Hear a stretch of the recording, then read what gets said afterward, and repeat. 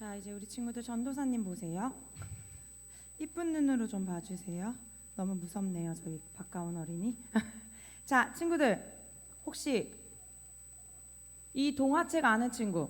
은혜 갚은 꿩이라는 전래 동화책. 근데 이게 전도사님 찾아보니까 너무 신기해요. 지역마다 다르대요. 전도사님은 원래 까치로 기억하고 있었거든요. 은혜 갚은 까치.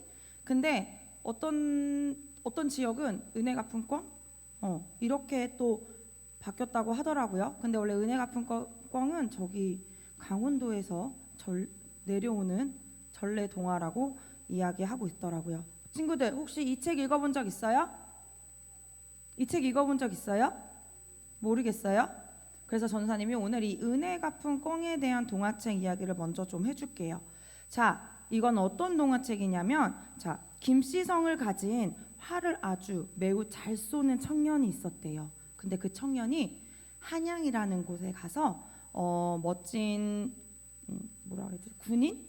지금 말로 군인? 아무튼 더 꿈을 이루기 위해서 한양으로 가던 길이었어요. 근데 이때 당시만 해도 다른 도시로 가려면 저렇게 산을 넘고 물을 건너서 오랜 시간 동안 며칠 동안 걷고 또 걸어야만 했대요. 그래서 이 김씨라는 청년이 어느 날 이렇게 산길을 걸어가고 있는데 어디선가 신음소리가 들렸어요. 그래서 그 신음소리가 들리는 근처를 가보니까 무슨 일이 일어나고 있었냐면 두 마리의 꿩. 우리 친구들 꿩 뭔지 알아요? 뭔지 몰라요? 뭐라고요? 꿩. 아, 꿩을 뭔지 모르는구나. 당연히 알 거라고 생각했는데 약간 새 종류인가요? 네. 그 두 마리의 꿩을 저 큰 뱀 같은 거 보이나요, 우리 친구들? 구렁이가 공격하고 있었대요. 죽이려고 이렇게 공격하고 있는데 잡아먹으려고 공격하고 있는데 그것을 본 청년이 어떻게 했냐면 그 김씨 청년이 그림에 보다시피 활을 쏴서 그 구렁이를 죽였대요. 그래서 꿩은 살아났어요, 안 살아났어요? 다행히 김씨 청년의 도움으로 인해서 이 두 마리의 꿩들은 자유의 몸이 되어 날아갔어요. 그리고 나중에 이 이야기의 끝에 보면 저 김씨 청년이 구렁이에게 위협을 받았는데 구렁이한테 죽을 뻔했는데 누가 와서 도와줬을까, 우리 친구들? 지금 앞에 내용을 보면 뭐라고요? 이 두 마리의 꿩이 다시 와서 이 김씨 청년을 도와줌으로 은혜를 갚았다는 전래동화 이야기였어요. 친구들, 처음에 꿩들이 위험한 상황에 처했을 때 저 청년 아저씨한테 당신이 나 도와주면 내가 돈 이만큼 줄게요, 제발 좀 살려주세요 라는 조건을 제시했나요? 아니요. 지나가는 청년이 꿩이 위험에 빠진 걸 보고 그냥 도와준 거예요. 그죠? 친구들, 이런 것들을 바로 이런 상황을 뭐라 그러냐면 은혜라고 이야기하는 거예요. 꿩이 청년 아저씨한테 은혜를 받게 된 거예요. 그래서 위험한 상황에서 다시 살아날 수 있는 그런 상황이 된 거예요. 어떠한 대가를 지불하지 않았는데도 불구하고 혜택을 받은 것, 그것을 은혜라고 해요, 우리 친구들. 근데 오늘 고린도전서의 말씀에 보니까 또 이 은혜를 받은 사람에 대해서 나와요. 친구들, 고린도전서 1장에 보면 이 고린도전서를 쓴 사람이 나오거든요. 그 쓴 사람이 예수님의 은혜를 받았다고 나와 있는데 혹시 그 사람 찾아볼 사람? 고린도전서 1장 1절 말씀 한번 찾아볼게요. 거기에 딱 이름이 나와요. 누구일까요? 바로 나오는데 보자마자, 자, 초성 퀴즈로 내줄게요. 비읍하고 이응이에요. 누구예요? 바울. 맞아요. 우리 친구들 바울 이야기했던 거 전도사님이랑 기억나나요? 기억이 전혀 안 나요? 괜찮아요. 다시 알려줄게요. 자, 친구들, 사도 바울. 이 사도 바울은 예수님을 믿었어요, 안 믿었어요? 믿었어요. 그래요, 안 믿었어요. 심지어 예수님을 믿지 않아서 어떻게 했을까? 우리 친구들 기억나요? 제발. 이 똑같은 그림 썼어요. X 쳤어요? 사도 바울 다 잡혀갔어요. 맞아요. 원래 그 바울이 그래서 이름이 그 전엔 누구였어요? 사울이었던 이 사도 바울이 예수님을 믿지 않았기 때문에 예수님을 믿는 사람들을 잡아가고 괴롭히고 심지어 감옥에까지 가두는 그런 사람이었어요. 그런데 이 사람이 어떻게 됐어요? 예수님을 만났어요, 안 만났어요? 그래서 이 기회를 통해서 예수님을 믿게 되었죠, 우리 친구들.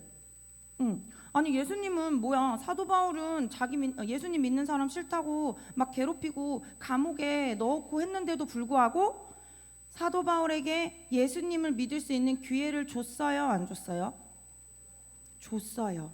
그것이 바로 사도 바울이 예수님한테 받은 은혜예요. 친구들, 고린도전서 15장 10절의 말씀에 바울이 이렇게 고백하고 있어요. 내가 나된 것은 하나님의 은혜로 된 것이니 내게 주신 그의 은혜가 헛되지 아니하여 라는 거예요. 이 말씀은 다시 말해서 바울이 사도 바울로서 예수님을 전파하고 전도할 수 있었던 것은 다 누구 때문에 그렇게 될 수 있었던 거예요? 사도 바울이 잘나서? 사도 바울이 말씀을 잘 알아서 될 수 있었던가요? 아니면 하나님께서 그 기회를 주셨기 때문에 될 수 있었던 걸까요? 하나님께서 그 기회를 사도 바울에게 주시고 다시 예수님을 믿을 수 있게 허락해 주셨기 때문에, 은혜를 주셨기 때문에 사도 바울이 그렇게 살아갈 수 있었던 거예요. 근데 친구들, 이런 은혜가 사도 바울에게만 주어졌을까요? 아니요. 지금 우리 친구들한테도 하나님께서 그 은혜를 주셨어요. 죽을 수밖에 없었던 죄인이었지만 예수님의 십자가의 은혜로 영원히 하늘나라, 하나님의 나라에 살 수 있는 자격이 주어졌고요. 이거는 우리 친구들이 잘생겨서 공부를 잘해서 친구들하고 사이좋게 잘 놀아서 태권도를 잘해서 피아노를 잘 쳐서 무언가를 잘해서 우리 친구들한테 주어지는 게 아니라 하나님께서 우리 친구들이 너무 이뻐서 하나님의 사랑스러운 자녀이기 때문에 하나님께서 이 은혜의 자격을 주신 거예요. 그래서 전도사님은 우리 친구들 이렇게 교회에 나와서 예배 드리는 거 내가 그냥 선택해서 온 걸까요? 혁준아, 우리가 이렇게 나와서 예배 드릴 수 있는 게 내가 선택해서 온 걸까요? 하나님의 은혜. 우리 친구들이 믿음의 가정 안에서 태어나고 믿음의 할머니, 할아버지, 믿음의 엄마, 아빠, 이 모든 것들이 하나님께서 우리 친구들에게 그냥 주신 거기 때문에, 은혜로 주신 거기 때문에 여기 와서 하나님의 말씀을 듣고 하나님을 찬양하고, 그리고 또 우리가 건강하게 아프지 않고 살아갈 수 있는 것도 다 하나님께서 우리에게 허락하셨고 은혜를 베풀어 주셨기 때문에 이렇게 살아갈 수 있는 거예요. 그리고 나아가서 하늘나라, 하나님의 나라에서 영원히 살 수 있는 것도 하나님께서 우리 친구들에게 허락하셨기 때문에 살아갈 수 있는 것을 우리 친구들이 기억하였으면 좋겠어요. 그래서 전도사님은 우리 동원교회 친구들이 하나님께서 주신 은혜를 기억하고 그 은혜에 감사하며 살아가는 우리 친구들이 되기를 소망합니다. 그럴 수 있는 친구들은 아멘. 하나님의 은혜 시리즈 10번째인데요. 오늘이 은혜 시리즈 마지막 시간입니다. 하나님의 은혜도 많이 하니까 좀 다른 주제는 없느냐 또 그러더라고요. 그래서 하나님의 은혜 10번째로 이제 마치도록 하겠습니다. 마지막 시간은 하나님이 주신 모든 것이 은혜다라는 제목으로 말씀을 전하겠습니다. 여러분, 은혜가 무엇인가 이렇게 기억이 나시나요? 첫 번째 시간에 이야기를 했는데 은혜는 은혜 은자에 은혜 해자라고 했습니다. 그래서 영어로는 grace, 헬라어는 카리스에는 기쁨이란 뜻도 있어요. 라틴어로는 그레시아에서 은혜, 기쁨, 특별히 사전적 의미는 사랑스럽고 예뻐서 고맙게 베풀어 주신 호의나 혜택이라고 했습니다. 우리가 노력하고 수고한 마땅한 대가는 삭시고요. 우리가 노력하고 수고하지 않았는데 사랑스럽고 예뻐서 우리에게 베풀어 주신 호의나 혜택이라고 했습니다. 그리고 신학적인 의미는 자격 없는 자에게 또 공로 없는 자에게 거저 주시는 하나님의 선물이 신학적인 의미로 은혜입니다. 자, 그런데 다 은혜를 아느냐? 그렇지는 않습니다. 어떤 사람이 은혜를 아느냐? 오늘 본문에 고린도전서 2장 12절 말씀인데요. 우리 다시 한번 읽도록 하겠습니다. 시작. 우리가 세상의 영을 받지 아니하고 오직 하나님으로부터 온 영을 받았으니 이는 우리로 하여금 하나님께서 우리에게 은혜로 주신 것들을 알게 하려 하심이라. 오늘 본문에 보면 두 부류의 사람이 있습니다. 첫째는 세상의 영을 받은 사람이 있고요. 다음에는 하나님의 영을 받은 사람이 있습니다. 세상의 영을 받은 사람의 특징은 뭐냐 하면 하나님의 은혜를 알지 못합니다. 본성인 죄성을 따라서 생각하고 반응하면서 선택하기 때문에 주로 어떤 것이냐 하면 은혜로운 말, 은혜로운 선택, 은혜로운 어떤 은혜를 잘 모르고요. 죄성의 본성은 부정적 마음, 불평과 불만, 원망과 비난입니다. 혹시 지금 나의 상태가 은혜가 메말라 있느냐, 은혜가 충만한가?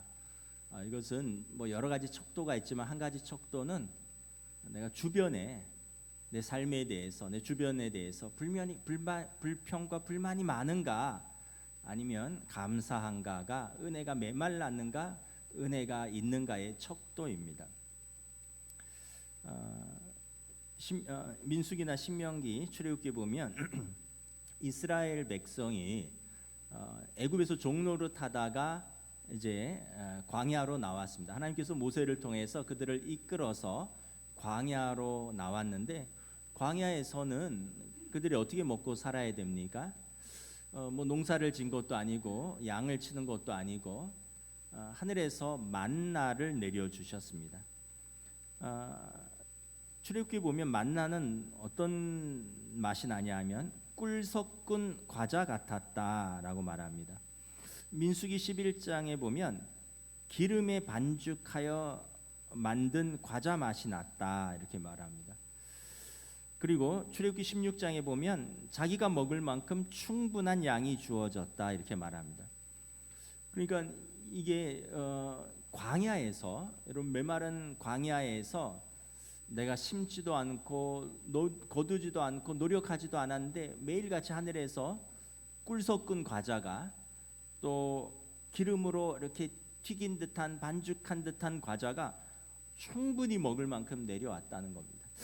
이게 무슨 맛일까는 잘 모르겠어요. 그래서 만나가 이것이 무엇이냐, 이것이 무슨 맛이냐 이런 뜻이에요.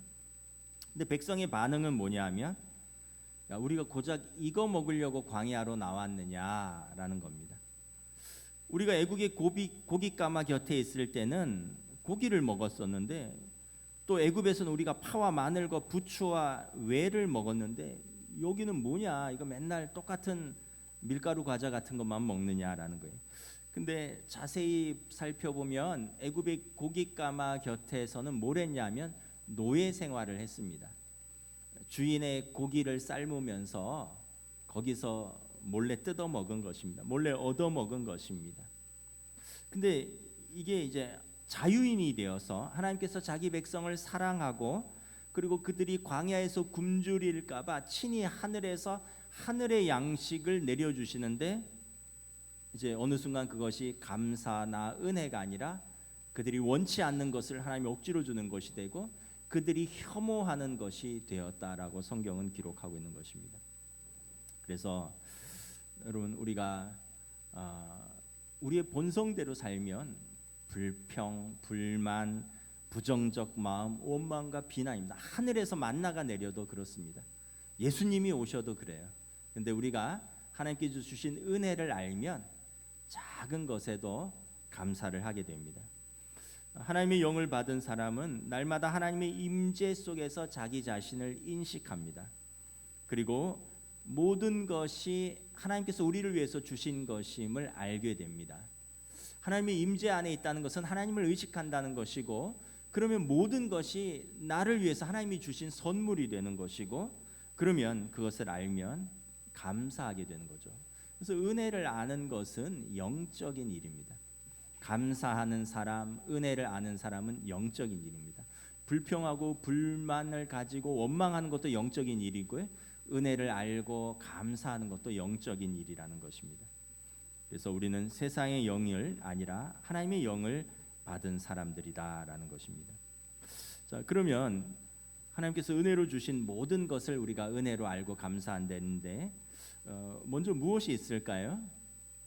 첫째는 우리의 존재, 우리 삶입니다. 우리가 이 땅에 태어난 것 그 자체, 사람으로 태어나서 인생을 살아본다는 것 그 자체가 엄청난 하나님의 은혜의 선물이고요, 그리고 이 고귀한 삶을 우리가 살아본다는 것, 이것이 엄청난 하나님의 은혜라는 것을 고백하는 것입니다. 여러분, 태어나지도 못하면 살아보지도 못하는 거잖아요. 그리고 여러분, 삶이라는 것이 얼마나 고귀하다는 걸 우리가 살면서 점점 느끼게 됩니다. 그런데 우리를 특별히 하나님의 형상으로 지으시고 부르셨습니다. 창세기 1장 27절에 하나님이 자기 형상, 곧 하나님의 형상대로 사람을 창조하시되 남자와 여자를 창조하셨습니다. 그리고 하나님께서 우리를 하나님의 형상으로 창조하셔서 이 세상의 모든 것들을 다스리게 하시고 관리하도록 하는 이 땅의 청지기로 부르셨습니다. 그리고 모든 피조물을 우리에게 붙여주셨어요. 너희가 다스려라, 너희가 관리해라, 그리고 너희가 하나님의 뜻 가운데 그것들을 가지고 잘 누려라 라고 주셨습니다. 그래서 시편 8편 4절부터 8절에 보면 천사가 우리를 부러워합니다. 우리 시편 8편 4절부터 8절 우리 함께 봉독하겠습니다. 시작. 사람이 무엇이기에 주께서 그를 생각하시며 인자가 무엇이기에 주께서 그를 돌보시나이까. 그를 하나님보다 조금 못하게 하시고 영광과 존귀로 관을 씌우셨나이다. 주의 손으로 만드신 것을 다스리게 하시고 만물을 그의 발 아래 두셨으니 곧 모든 소와 양과 들짐승이며 공중의 새와 바다의 물고기와 바닷길에 다니는 것이니이다. 사람이 무엇이길래, 인자가 무엇이길래 그를 이렇게 돌보시고 그를 그렇게 위하시냐라는 거예요. 하나님보다 조금 못하게 만드셨다는 거예요. 그리고 주의 손으로 만드신 모든 것을 그의 발 아래 두시고 다스리게 하셨으니 천사도 우리를 부러워한다는 거예요. 유대인 전통에서 천사가 사람을 부러워하는 게 두 가지가 있다고 합니다. 첫째는 천사는 자유의지가 없대요. 왜냐하면 항상 하나님 존전 앞에 서 있기 때문에 불순종할 수가 없습니다. 그런데 사람은 자유의지가 있어서 노할 수 있는 권리를 갖고 있다는 거예요. 심지어 하나님 앞에서도 하나님 말씀에 때로는 노한다라는 거예요. 천사가 보니까 놀라울 뿐이라는 거죠.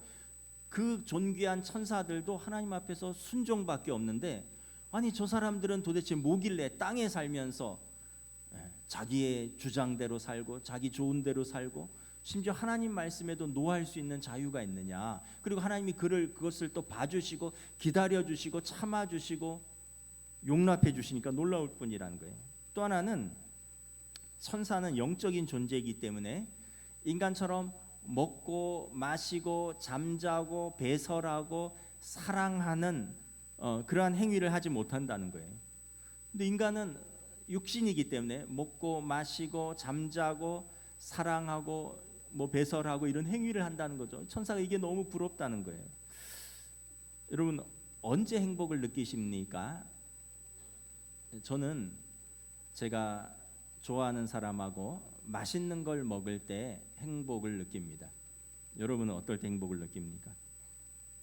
가족들하고 요즘같이 저녁에 밤늦게 올림픽 보면서 떡볶이랑 치킨 먹을 때 저는 행복한 것 같아요.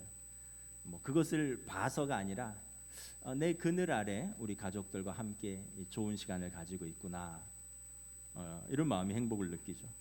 또 우리 권사님들하고 신방하고 맛있는 칼국수 먹으러 가거나 시원한 냉면 먹으러 가면 행복합니다. 사랑하는 우리 권사님들과 함께 신방도 하고 또 그분들과 성경 공부도 하고 그분들하고 국수도 먹으러 다니고 그분들하고 꽃도 보러 다니고 이러면 행복해요. 그 천사가 우리를 보면서 야, 참 인간이 행복하다. 사람이 무엇이길래 하나님이 저들을 저렇게 만드셨을까? 우리를 보면서 부러워한다는 거예요. 여러분 일상이 무료한 것 같지만 별일 없으면 행복한 겁니다. 제가 최근에 병원을 좀 다녔습니다. 제가 작년부터 뭐 여러 가지 좀 병원을 다니는데 올해도 뭐 몸이 좀 약해졌는지 뭐 족저근막염이 와서 한 달째 지금 정형외과를 다니고 있어요. 발바닥을 이렇게 디디면 발바닥이 아파서 걸을 수가 없어요. 좀 오래 좀 운동을 심하게 했더니 온 부작용 같아요. 그래서 발바닥을 디딜 때마다 약간씩 좀 절어야 돼요. 그러다가 이제 좀 다니면 좀 익숙해지는데 이게 한 달을 가고 있어요. 이 강단에 있는 화분을 좀 옮기다가 여기 주중에 내내 본당에 두면 여기 환기도 안 되고 더워서 죽거든요. 그래서 요거를 이렇게 화장실로 옮겨 두는데 그래서 환기도 좀 되고 물도 좀 주고 그거 옮기다가 허리를 또 삐끗했어요. 그래서 한의원에 침 맞으러 다니는데 허리가 아픈 분들은 알겠지만 제일 두려운 게 재채기 하는 겁니다. 코가 간질간질하고 하면 제일 걱정이 돼요. 온 몸이 울리기 때문에 재채기를 참으려고. 그래서 여러분 재채기를 마음껏 할 수 있는 게 큰 은혜구나. 작년에도 이가 하나 그냥 쑥 빠졌는데 올해는 이제 잇몸에 염증이 심해서 이가 하나 또 빠졌어요. 그래갖고 지금 임플란트를 이렇게 하려고 지금 준비 중에 있는데 제가 이전에는 몰랐는데 이가 하나 빠지면 사람이 자신 있게 웃지를 못합니다. 제가 크게 웃으면 어떻게 돼요? 이렇게 잇몸이 다 드러나면 여기 이가 비어서 구멍이 뻥 뚫린 게 드러나서 크게 웃지도 못해요. 그래서 웃을 때 이렇게 이를 가리고 웃어요. 요즘은 한 달 동안은 그렇게 해야 됩니다. 그러니까 이게 제가 느낀 것이 야, 우리의 지극히 평범한 일상이 이게 행복이었구나. 근데 이게 몸이 건강할 때는 마음껏 걷고 뛰고 마음껏 먹고 마음껏 재치기하고 이럴 때는 감사하지 못하다가 이걸 잃어버리고 나서야 거기에 돈도 들어가고 시간도 들어가고 에너지도 들어가고 고통을 들면서 다시 한번 깨닫습니다. 우리의 삶이 하나님의 은혜의 선물이었구나라는 걸 다시 한번 깨닫는 겁니다. 여러분 어떻습니까? 요즘 여러분 은혜로 사십니까? 아니면 불만족스러운 삶을 사십니까? 여러분들의 삶 자체를 여러분이 고귀한 선물로 받아들이시면 여러분 은혜를 누리고 작은 행복을 찾을 수가 있습니다. 두 번째는 여러분 우리가 이제 늘 알겠지만 가족이 우리에게 주신 하나님의 은혜의 선물입니다. 어떤 이야기가 이렇게 있어서 제가 한번 뭐 읽은 기억이 있는데 골프장에 갔는데 앞 팀이 되게 진도가 더디다는 거예요. 뭐 저는 골프를 안 쳐서 무슨 말인지는 이제 대충은 알겠는데 정확한 상황은 모르겠어요. 그러니까 이제 뒤에 손님들이 캐디한테 불평을 하는 거예요. 아니 이렇게 앞 팀이 이렇게 빨리빨리 못 나가냐? 뭐 무슨 내기를 하는데 돈을 많이 걸었느냐? 그랬더니 캐디가 이렇게 얘기했대요. 형제들이랍니다. 아니 형제들이 뭐 그렇게 죽기 살기로 골프를 치느냐? 얼마나 돈이 걸렸길래? 그랬더니 캐디가 지는 사람이 홀로 계신 아버님 모시기로 했대요. 뭐 지어낸 이야기겠죠. 근데 이 부모님을 또 가족들을 은혜로 받지 못하고 이렇게 소홀히 여기는 우리들의 모습들을 살펴보면서 씁쓸함을 금할 수가 없습니다. 이어령 선생님의 책에서 제가 읽은 내용을 설명을 합니다. 한자는 상형 문자인데 아비부자는 이렇게 앞에 보세요. 아비부자는 사람이 양손에 도끼를 들고 있는 그 형상이라는 것입니다. 이게 무슨 의미냐 하면 고대인들이 아버지는 도끼를 들고 식구들을 위해서 야생에 나가서 짐승을 사냥하고 그리고 동굴 입구에서 도끼를 들고 식구들이 안전하게 침입자로부터 방어하는 지키는 처자식들을 보호하는 사람이 아버지였다는 거예요. 그래서 고대인들이 볼 때 아비부자는 남자가 도끼를 들고 서 있는 모습입니다. 근데 이게 왜 대단하냐 하면 아버지는 억제와 동조의 원리를 아는데, 이제 이어령 선생님 글이니까 이런 어려운 단어들이 나오는데, 억제는 뭐냐면 참을성이고 동조는 함께함의 원리입니다. 일반적으로 아내와 자식이 없으면 밖에서 사냥하면 그 고기를 그냥 자기가 바로 먹어도 되는데 이걸 절제한다는 거예요. 왜냐하면 동굴 안에서 기다리는 처자식이기 때문에 아무리 배고파도 이것을 억제하고 이걸 가지고 동굴로 들어온다는 거예요. 그리고 동조는 뭐냐 하면 이것을 참고 돌아와서 사냥한 먹잇감을 동굴 속에서 따뜻한 불을 피워서 가족들과 함께 먹는 것이 행복이라는 것을 그 아버지는 알고 있기 때문에 사냥해서 허기진 배를 자기가 곧바로 채우지 않고 그것을 억제하고 절제하고 그것을 가지고 돌아와서 동조 함께 먹으며 기뻐하고 행복해 한다는 거예요.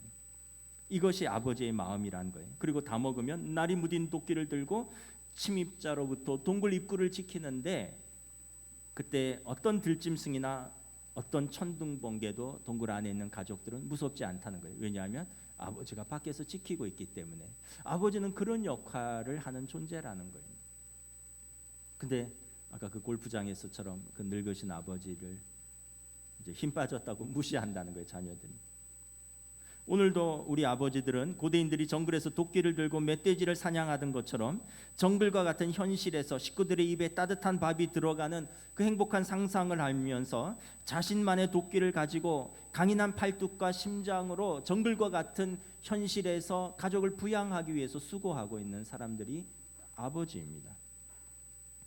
어머니는 어떤 글자를 형상화했냐면 어미 모자는, 이것도 이어령 선생님 글인데, 여인의 가슴에 있는 두 젖꼭지를 형상화한 것이 어미 모자의 한자입니다. 동물 중에서 가장 미숙한 채로 태어나는 것이 인간입니다. 다른 짐승들은 태어나면서부터 걷기도 하고요, 또 몇 달 지나지 않으면 직접 사냥을 하면서 먹기도 하는데, 인간만 유일하게 태어나서 1년이 넘도록 엄마 품에 안겨서 엄마의 젖을 통해서 생명을 이어가야 되는 연약한 존재라는 거예요. 그래서 어머니의 품에 1년 동안 최소한 안겨 있어야 되고요, 그리고도 몇 년을 어머니의 돌봄이 없이는 온전한 인간으로 자랄 수 없다는 거예요. 그래서 어미 모자는 어머니가 아이를 품고 가슴에 그 젖을 드러내고 그것을 생명으로 먹이는 것이 어머니다.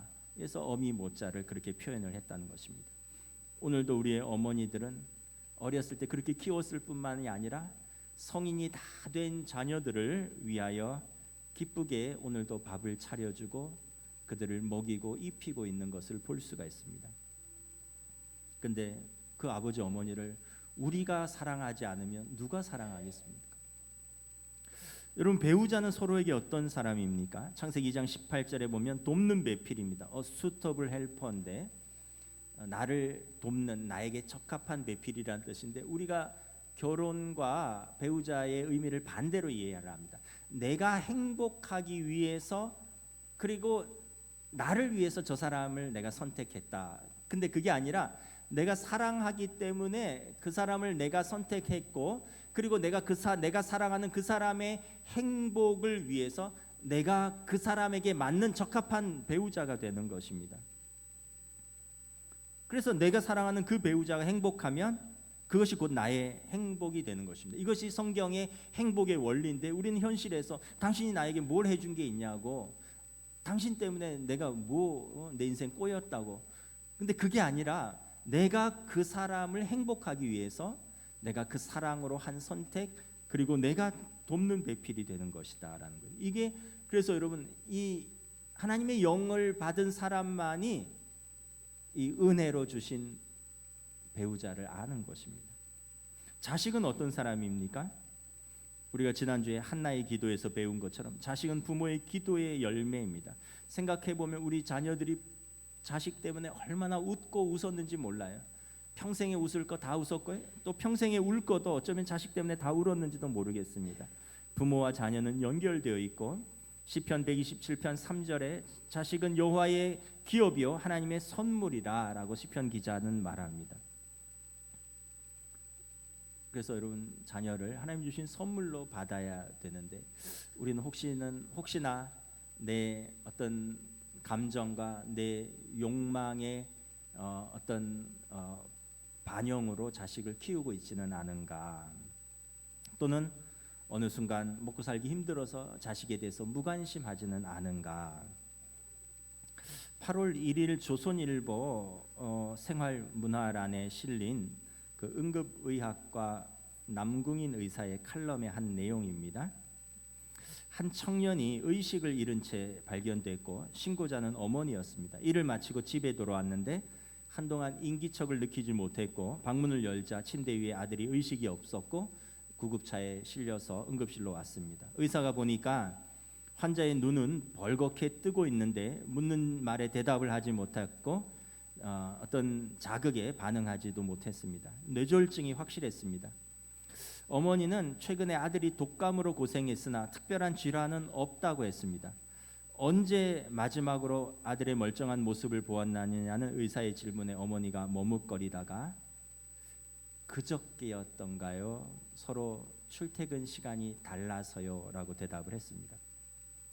여러 가지 치료를 했지만 의식은 돌아오지 않았습니다. 신경학적 검사도 호전이 없었습니다. 이미 뇌관까지 손상이 되었습니다. 모든 징후가 나빠지고 있었습니다. 뒤늦게 아버지가 도착했습니다. 쓰러진 직후에 연락을 받고 온 듯했습니다. 부부는 응급실 중환구역으로 들어왔고 의사가 설명했습니다. 젊은 나이에 발생하기에는 드문 뇌경색입니다. 호흡과 의식이 떨어져서 사망 가능성이 높습니다. 혈전 제거술을 하고 중환자실로 입원하겠습니다. 근데 아버지는 환자 곁으로 쉽게 오지 못하고 먼벌치에서 서성대다가 대기실로 돌아갔습니다. 의사가 불렀습니다. 아드님이 여기 있는데 아버지 어디 가세요? 미안해서. 아드님에게 미안한 일이 있었나요? 아버지가 침울하게 대답했습니다. 정말 미안해서. 저희 집은 돈 버는 기숙사 같았어요. 저는 직장이 지방이고 딸도 다른 지방에서 일해요. 애엄마는 밥만 차려놓고 아침부터 일하러 나갔고 아들은 물류일을 하느라 밤낮이 없었어요. 저는 집에 잘 못 들어가니까 평소에 얼굴을 잘 못 봤습니다. 최근에 독감으로 끙끙 앓다가 간신히 일하러 나갔다고 들었는데 이제 와서 내가 아들을 볼 면목이 없네요. 내가 조금 더 챙겨줬어야 하는데. 부모는 끝까지 아들과 눈을 마주치지 못했습니다. 이 응급실 상황을 한 응급의사가 이렇게 주간마다 칼럼으로 게재하는 내용입니다. 여러분 우리가 서로에게 좀 관심을 가져야 합니다. 그 아버지의 말대로 우리 집은 돈 버는 기숙사 같았고 엄마가 아들의 멀쩡한 모습을 본 것이 그저께였고 여러분 집에 자녀들이 오면 가끔 방문을 좀 열어봐야 돼요. 숨은 잘 쉬고 있나? 열은 오르지 않고 있는가? 여러분 부모님들이 밤새 안녕하신가 안부 전화도 좀 드려야 되고요. 그리고 부부가 아침에 서로 일하러 각자의 직장으로 나아갔다가 저녁에 돌아오면 서로 반갑게 인사하고 격려하고 그리고 밥을 먹으면서 이야기를 나눠야 합니다. 아침에 아이들이 학교 갔다가 오후에 건강하게 돌아오면 반갑게 맞아주시고 따뜻하게 포옹해 주시고 맛있는 간식을 챙겨 주셔야 합니다. 나중에 서로에게 미안하지 않도록 나중에 서로에게 후회가 남지 않도록 지금 시간을 내어서 가족들과 함께 하시고 지금 최선을 다해야 합니다. 요즘 다 힘들어요. 어른들은 외로워서 힘들고 또 아까 아버지 어머니들은 각자의 도끼를 들고 직장에 나가서 돈 버느라 힘들고 우리 아이들은 공부하느라 힘들고 취직하느라 힘들고 꼭 관계 속에서 힘들어하고 다 힘들어합니다. 누가 서로를 돌봐야 합니까? 우리에게 주신 그 가족들을 은혜로 알고 서로 돌봐야 되는 것이죠. 행복은 강도가 아니라 빈도라고 했습니다. 작은 행복의 시간을 이렇게 만들어가는 것입니다. 하나님께서 내게 은혜로 주신 사람들, 내가 저 사람들을 어떻게 은혜로 섬길 것인가. 그래서 가족을 사랑하는 것도 영적인 것입니다. 하나님의 영을 받은 사람들이 내게 은혜로 주신 것들을 알고 받고 사랑할 수 있는 것입니다. 여러분, 마지막으로 하나님이 주신 큰 은혜는 무엇입니까? 하나님의 자녀 삼으심입니다. 여러분, 우리가 어떻게 하나님의 자녀가 되었습니까? 요한복음 1장 12절 13절 우리 함께 읽습니다. 시작. 영접하는 자 곧 그 이름을 믿는 자들에게 하나님의 자녀가 되는 권세를 주셨으니 이는 혈통으로나 육정으로나 사람의 뜻으로 나지 아니하고 오직 하나님께로부터 난 자들이니라. 혈통으로나 육정으로 하나님의 자녀가 될 사람이 있다면 세상에서 극소수일 것입니다. 여러분, 저나 여러분이나 우리가 무슨 세상에서 큰 업적을 남겼거나 아니면 뭐 나라를 구했습니까? 우리가 무슨 올림픽에서 메달을 땄습니까? 다행히 하나님의 자녀로 부르심은 이런 세상의 조건들과 전혀 관계가 없습니다. 어떤 자격이나 공로가 아니라 부르신 분에 대한 응답, 믿음을 요구하는 것뿐입니다. 그래서 우리의 부르심은 전적으로 하나님의 은혜인 것입니다. 여러분, 저와 여러분들의 삶을 돌아보면 하나님 앞에서 부끄러움과 죄만 있을 것입니다. 요즘 뭐 청문회 하잖아요. 국회에서 청문회 하는 거 어쩌다 한번 보면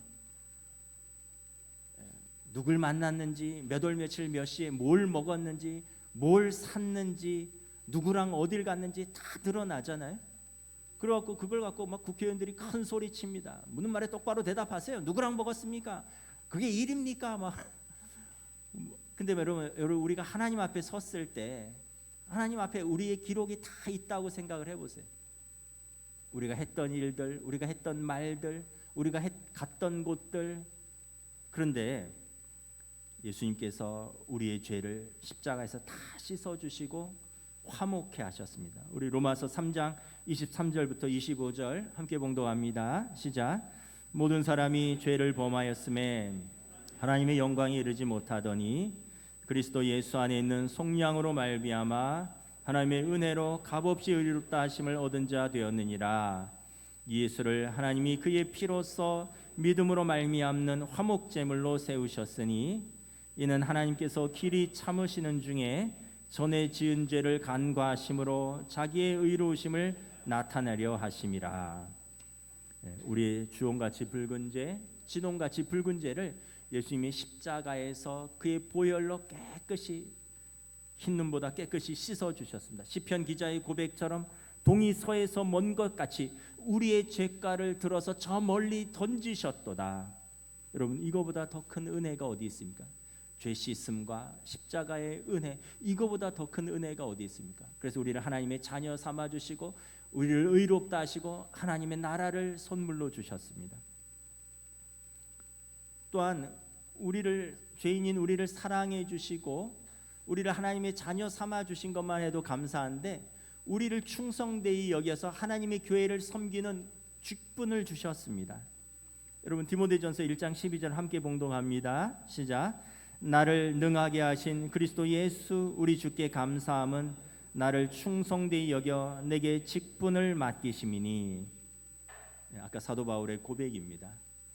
죄인 중에 괴수, 교회를 핍박하던 자를 하나님이 나를 충성되이 여겨 사도의 직분을 주셨으니, 저와 여러분들이 저희가 뭐 자격이 있어서 뭐 목사, 장로, 뭐 권사, 안수 집사를 하잖아요. 저희가 무슨 하나님 앞에서 사람 앞에서 무슨 자격으로 하겠습니까? 그런데 하나님이 우리의 작은 믿음과 우리의 작은 충성을 기쁘게 보시고 하나님의 교회를 섬기는 그 큰 직분을 주셨으니 이것은 하나님의 은혜가 아니면 설명할 수가 없다라는 것입니다.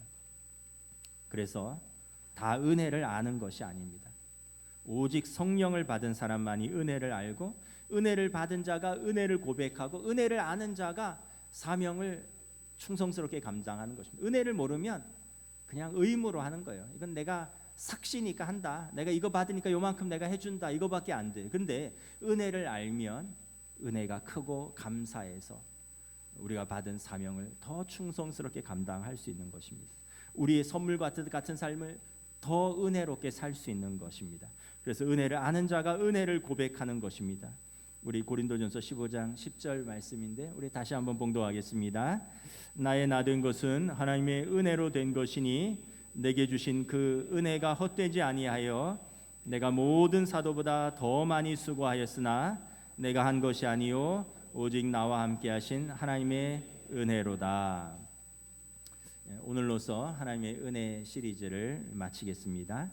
하나님 우리를 아시고 선택하시고 하나님의 자녀 부르시고 하나님 나라를 우리에게 선물로 주셨습니다. 여러분 세상에서 누가 큰 은혜를 받았을까? 내 자신입니다. 여러분입니다. 다른 사람이 아니라 저와 여러분, 자기 자신이 하나님의 은혜를 가장 크게 많이 받은 사람입니다. 은혜로 주신 선물 같은 우리의 삶을 믿음과 또 감사로 살아가시는 저와 여러분 되시기를 주님의 이름으로 축복합니다. 초대교회 성도들의 두 가지 인사가 있었습니다. 첫 번째는 마라나타입니다. 마라나타는 주님께서 곧 오십니다 이거고요. 두 번째는 주 예수 그리스도의 은혜와 평강이 기원하는 것입니다. 우리도 서로에게 한번 인사하겠습니다. 하나님의 은혜와 평강이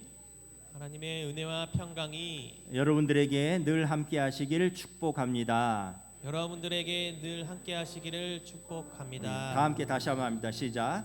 하나님의 은혜와 평강이 여러분들에게 늘 함께 하시기를 축복합니다.